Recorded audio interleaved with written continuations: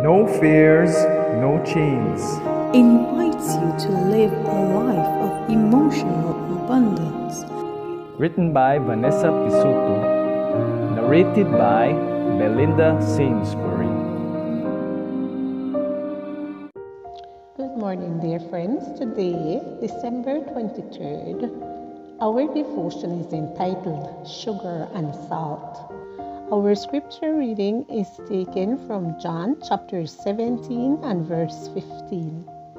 I do not pray that you should take them out of the world, but that you should keep them from the evil one.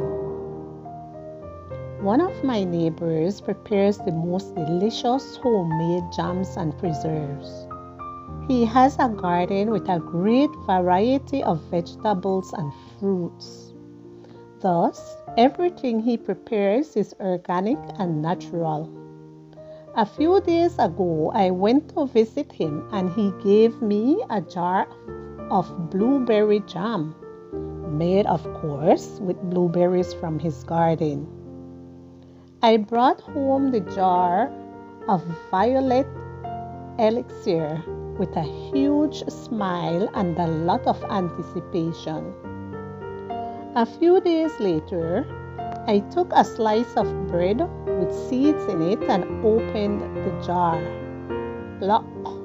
A strange sound and a strange smell surprised me when I opened the lid.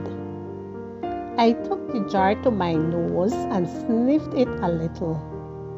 I took a small amount of jam with a teaspoon, tried it, and proved my suspicions.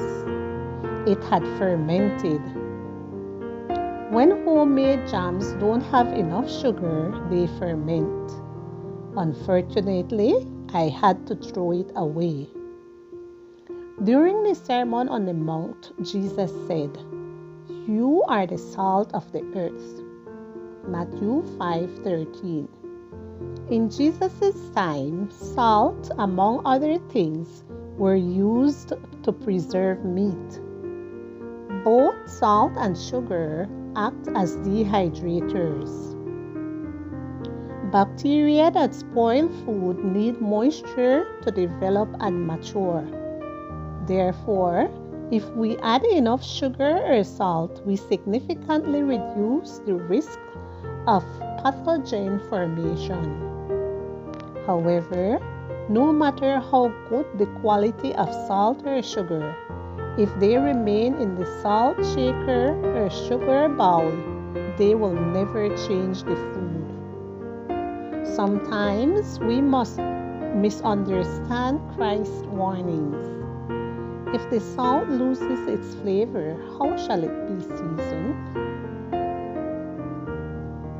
We believe it means that we must isolate ourselves and separate ourselves completely in order to maintain our purity.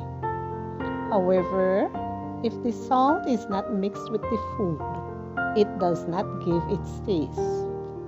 The real challenge is to be in the world without being a part of the world. John 17:15-18. You have a duty and a role to fulfill. Without your presence and that of thousands of other women, the jam will be spoiled. Stop hiding. Let your light shine. Dear Lord, I want to live in such a way that others can see my hope and be infected with my joy. Please help me discover my spiritual inheritance and conquer it with boldness and faith. I'm not going to hide. I want to take advantage of every opportunity to give the world a pinch of salt. I do not pray that you should take them out of the world, but that you should keep them from the evil one. John 17 verse 15.